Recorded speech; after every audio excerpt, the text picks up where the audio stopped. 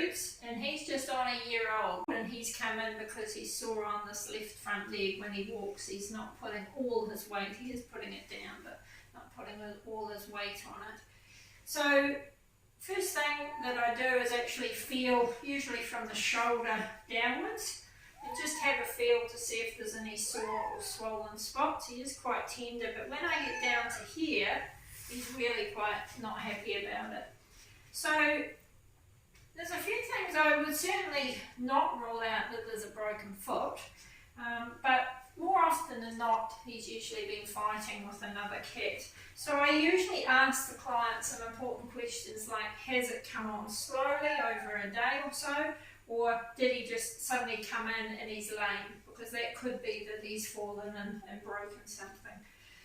The next thing we do is have a feel for any scabs, because often there'll be a little puncture hole and a wee scab or a spot of blood on top.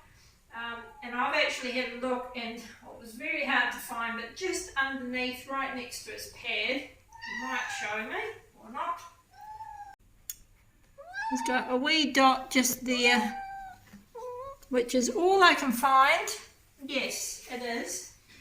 And the other thing I've done is taken his temperature, and I wouldn't have thought that a wee swelling like that would change his temperature much, but he's actually got a fever of 40.1, so that's quite a lot.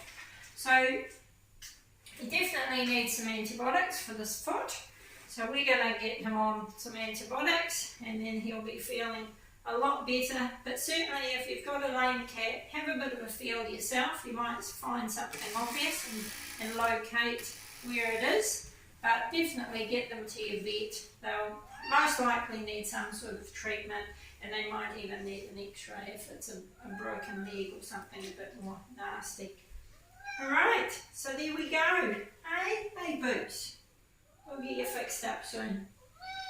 Hi, so we're with Boots again. It's 2 days later, and as you can see, he's putting full weight on that leg now, and he's rearing to go. He's actually letting me feel it without getting too bothered by it. And we did find a little scab, which I've picked off now underneath, just there. So it's still a wee bit swollen in that particular spot, but the rest is sorted. Another thing it could be, of course, is a bee sting. I have seen, I think, 1 or 2 cats with a bee sting on their paw and causing it swelling, but you don't usually get a scab, and sometimes you're lucky enough to find this thing and pull it out. So this one had a fever, remember, so that's why we knew it was an infection. We've tidied up some knots as well, so as you've seen in all my other videos, there's usually more than one problem going on, or we do other little jobs while we're at it. And his temperature is 39.1, so that's much better than it was the other day. So he's rearing to go, and we'll get him home. Thanks for watching. Bye.